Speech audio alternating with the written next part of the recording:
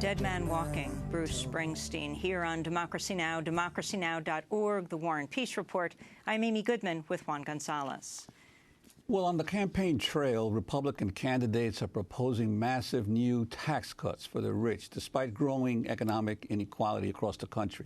On Monday, Donald Trump unveiled a plan to lower the income tax rate to the lowest level since 1931, cut corporate taxes, and abolish the estate tax. If you're single and earn less than $25,000 or married and jointly earn less than $50,000, you'll not pay any income tax, nothing. This eliminates very strongly and quickly the marriage penalty, very unfair penalty. It eliminates the AMT, which is the alternative minimum tax. It ends the death tax. It's a double taxation. A lot of families go through hell over the death tax. It reduces or eliminates most of the deductions and loopholes available to special interests and to the very rich. Meanwhile, former Florida Governor Jeb Bush has proposed broad tax cuts for individuals and corporations as part of his economic plan. Under the plan, Jeb himself would save millions of dollars in taxes. He was questioned about this on Fox News Sunday by Chris Wallace.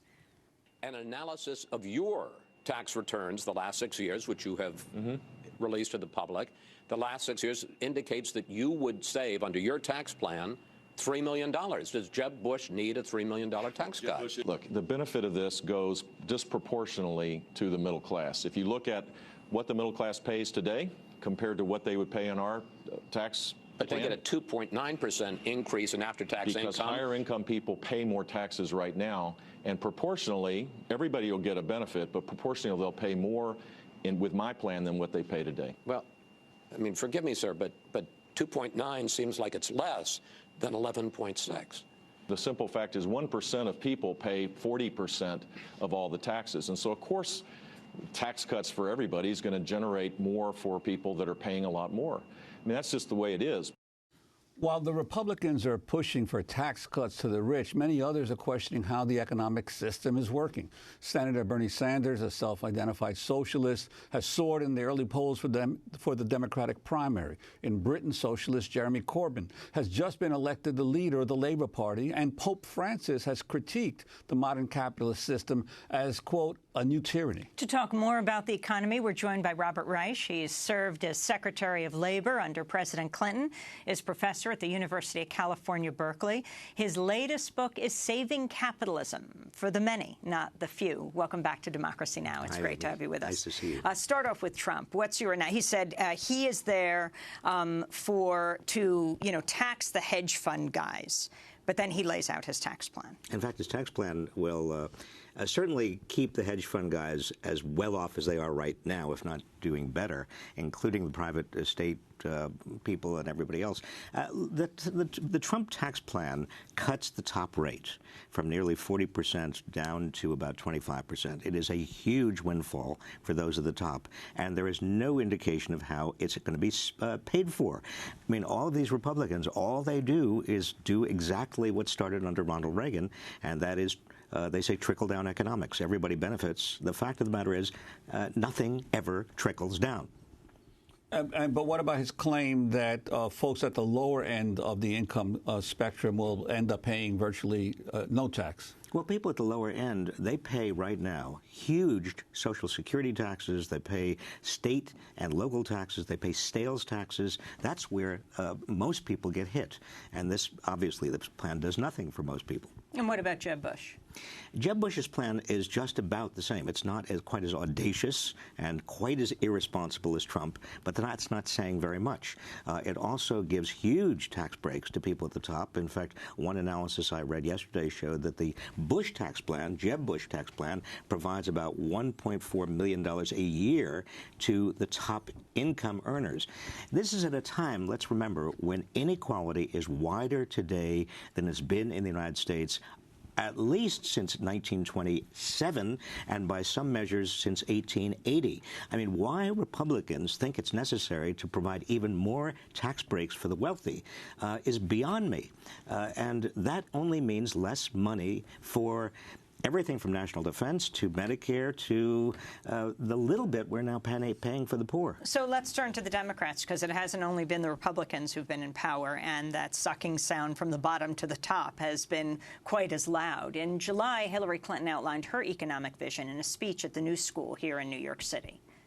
First, hardworking families need and deserve tax relief and simplification. Second, those at the top have to pay their fair share.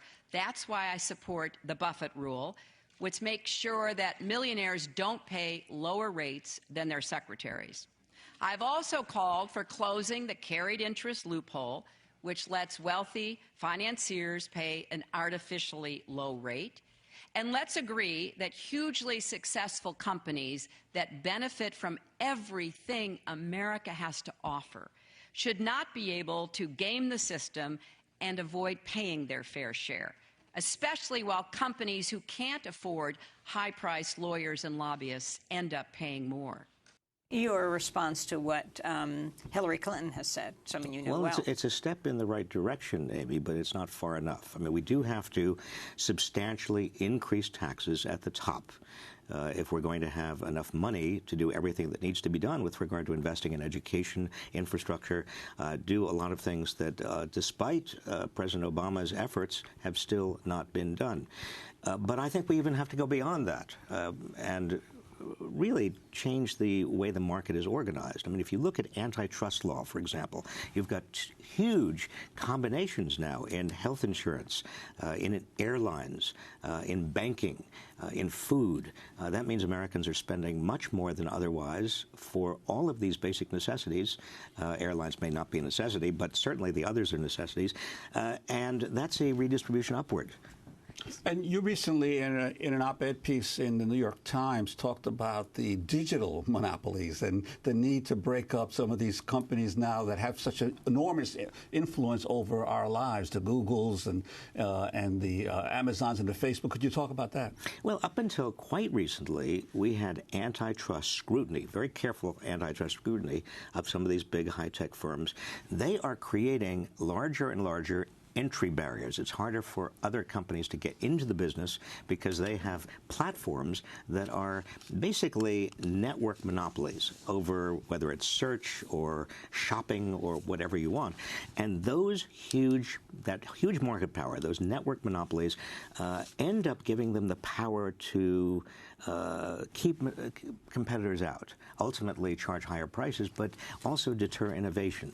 We need to apply antitrust law. I don't mean we necessarily have to bust them up, but we've got to make sure that we don't stifle innovation, and we've got to make absolutely sure that consumers down the line are not ending up paying too much. And you mentioned in your book, I thought it was a fascinating nugget, that Google and Apple are spending more money acquiring the patents of others than they are and fighting over these patents in court cases than they are in actually new research and development. And also on litigation and on lobbying. I mean, Google is now the #1 lobbyist in Washington. It's simply kind of a consequence of having more and more market power. And it's not, I'm not saying Google is a bad company. I'm not saying Apple is bad. I'm not saying that companies are not bad. People are not companies. Companies are not people, despite what the Supreme Court says. But what you've got to be careful of in an economy is the aggregation of market power that turns into political power, inevitably. And we've seen that again and again. And that's what antitrust laws were created for in 1890, the Sherman Act. And yet antitrust scrutiny has waned over time. I want to go to Bernie Sanders. Your book is called Saving Capitalism: For the Many, for the Few. He is a socialist. He is a Democratic presidential candidate. In July, he was interviewed in an event hosted by the U.S. Hispanic Chamber of Commerce at the Museum in Washington, D.C., and was asked about his position on financial institutions and his support for reinstating the Glass-Steagall Act, which separated commercial from investment banking and was repealed in 1999. This is a part of what he said. We have 6 of the largest financial institutions in this country who have assets of about $10 trillion which is equivalent to about 60% of the GDP of the United States. So point number one, you have a handful of huge financial institutions that have enormous economic clout. They issue a significant amount of the mortgages in this country and the credit cards in this country. So the first issue is, for a vibrant economy, do we think it is a good idea for a handful of financial institutions to have that much economic clout? What Wall Street has done is create a business model which says we really don't care about small and medium-sized businesses. What we care is about being an island unto ourselves, coming up with the most esoteric financial tools imaginable that nobody in the world knows, but enables Wall Street to make huge, huge amounts of money in highly dangerous and speculative activities. That led us to the Wall Street crash of 2008, which created the worst economic downturn since the Great Recession. I personally believe that the business model of Wall Street is fraud. When I was in the House, I was a member of the House Financial Services Committee that dealt with deregulation. And we had the Clinton people, and we had the Republicans coming before us. And you remember what they said? They said, it's a great idea if we merge investment banks with commercial banks, with large insurance companies. It'll be great for us internationally. I never believed it for 1 second, fought against it. So, to my mind, what we have to do is, A, reestablish Glass-Steagall, maintain those separate entities, but second of all, more importantly, we have got to break them up. That's Bernie Sanders. Actually, Glass-Steagall was repealed under the Clinton administration in 1999. Robert Reich. Bernie Sanders is right. We've got to reestablish Glass-Steagall. And explain why it's so important. Well, because after the crash of 1929, the United States set out to prevent that kind of crazy risk-taking by the banking sector that led to the crash of 1929. We're not talking about 2008. We're talking about 1929.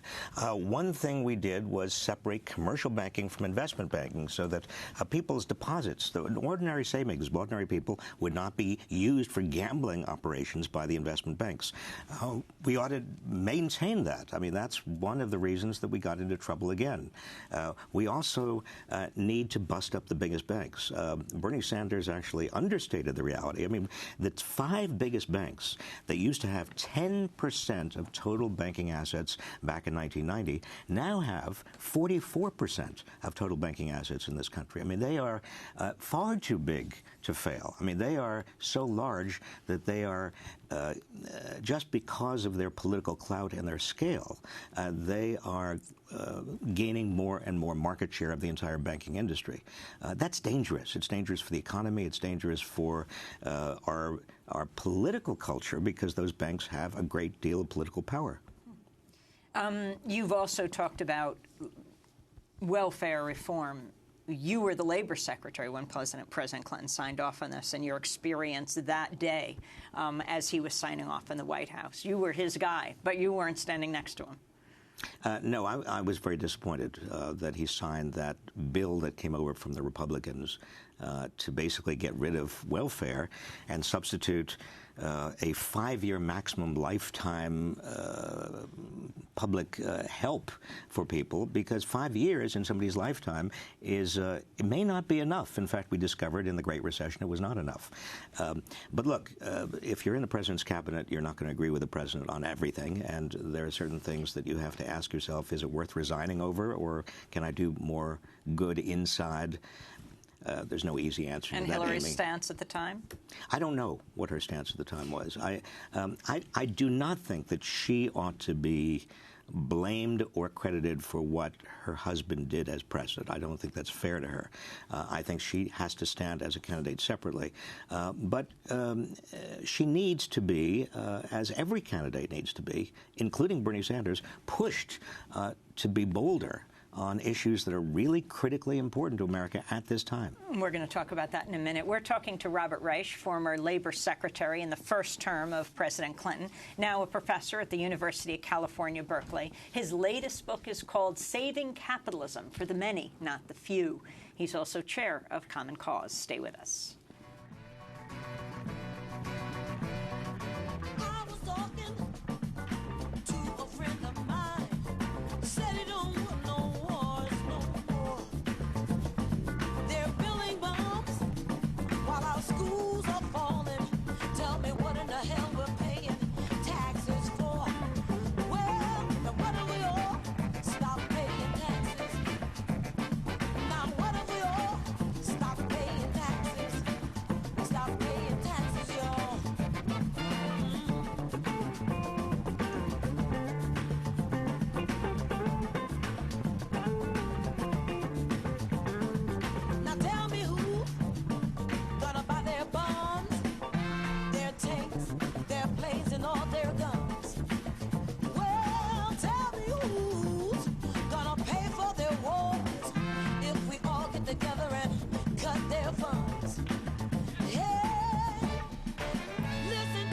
What if we all stop paying taxes? By Sharon Jones and the Dap Kings. This is Democracy Now!, democracynow.org, The War and Peace Report. I'm Amy Goodman with Juan Gonzalez. Our guest is Robert Reich, former labor secretary under President Clinton, now professor at the University of California, Berkeley. His newest book, Saving Capitalism for the Many, Not the Few. Juan? Robert Reich, the title of your book, Saving Capitalism for the Many, Not the Few. I'm sure there are a lot of people out here in our audience who would say, why save capitalism? You know, it's or interesting. why not contain capitalism or control capitalism for the many, not the few, or upend capitalism? I've been out on a book tour now just a couple of days, and there are two groups of people. One who says, why are you criticizing capitalism? Saving capitalism sounds like there's something to be saved, and it's perfectly fine as it is. And then another group says, why do you want to save it?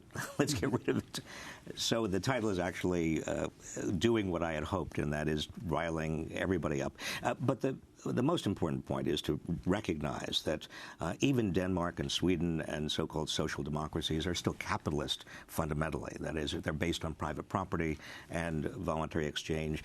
Even China is becoming a capitalist nation.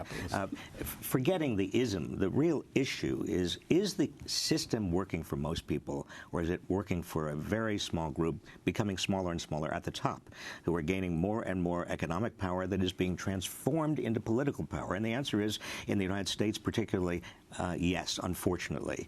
The system is not working for most people, and the beneficiaries are really getting smaller and smaller and richer and richer and richer. That's not sustainable. I mean, you know, we talk about inequality. We talk about insecure work. We talk about the engulfing of our democracy in money. These are all connected. And the reason I believe that so many Americans are so angry, whether their anger is transferred into a Donald Trump-like scapegoating, or whether it is become kind of Bernie Sanders fundamental reform, it is still populist anger of a kind that hopefully will fuel reform. That's what we had in 1900. Well, one of the refreshing aspects of your book I found was that your main idea that the free market is a myth, that in essence what is occurring constantly is a battle in terms of the different groups in society get government to better regulate the existing system, and that there are many decisions made, not only the big ones but small ones, regulatory decisions that have a major impact on what kind of economy we have. Exactly. There is no free market. And I want to state that again. There is no free market. And the kind of battle that we've had between liberals and conservatives for the past 40 years or 50 years between do you trust the market or do you trust government is a fatuous and silly battle, because you can't have a market without government creating the rules of that market. And it's in those rules, exactly as you said, Juan, and this is what the point of the book is, it's inside those rules that you find the most important issues that ought to be debated. I mean, for example, look at Wall Street. One of the reasons that you have so many people on Wall Street making so much money off of everybody else is that we have in this country the weakest laws against insider trading of any advanced country. We also have high pharmaceutical prices. Why? Partly because we're the only country that allows pharmaceutical companies to pay off generic companies of generic pharmaceuticals to delay the introduction of generic pharmaceuticals.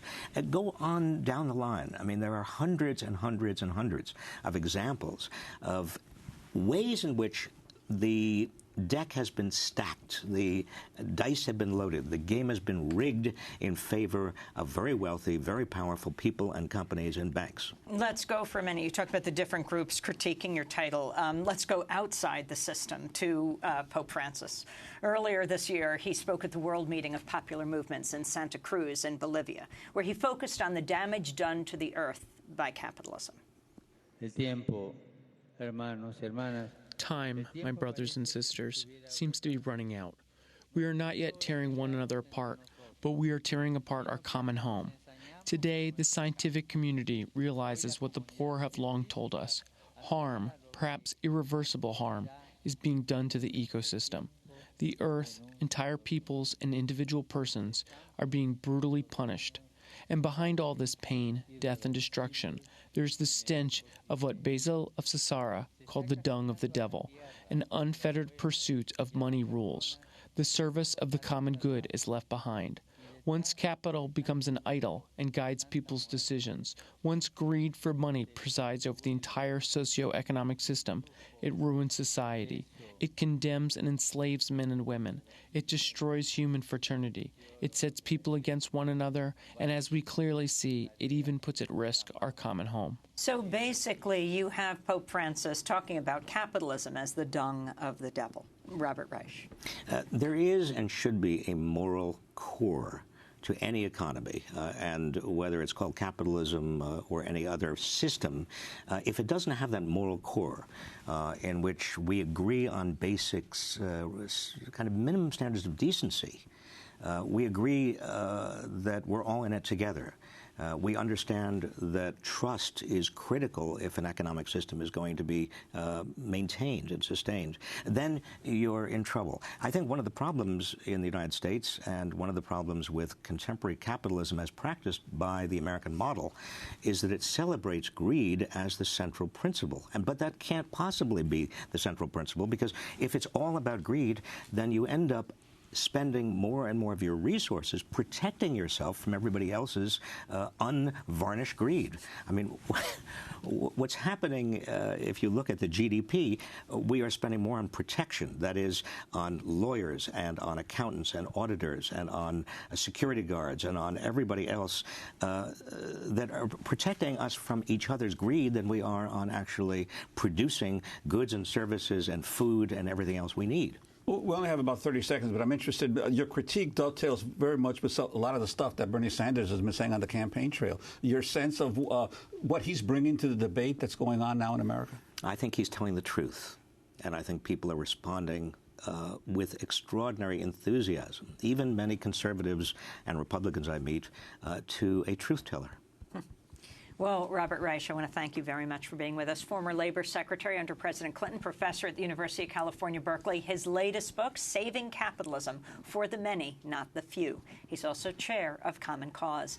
And that does it for our show. Democracy Now! Is produced by Mike Burke, Carla Wills, Laura Gottesdiener, Dina Guzder, Amy Littlefield, Nermeen Sheikh, Sam Malkoff, Robbie Karen, Steve Martinez, Hani Massoud, Juan Carlos Davila, Pedro Rodriguez, Mike DeFilippo, Miguel Noguera, engineer. Special thanks to Becca Staley, Julie Crosby. I'm Amy Goodman with Juan Gonzalez. Thanks for joining us.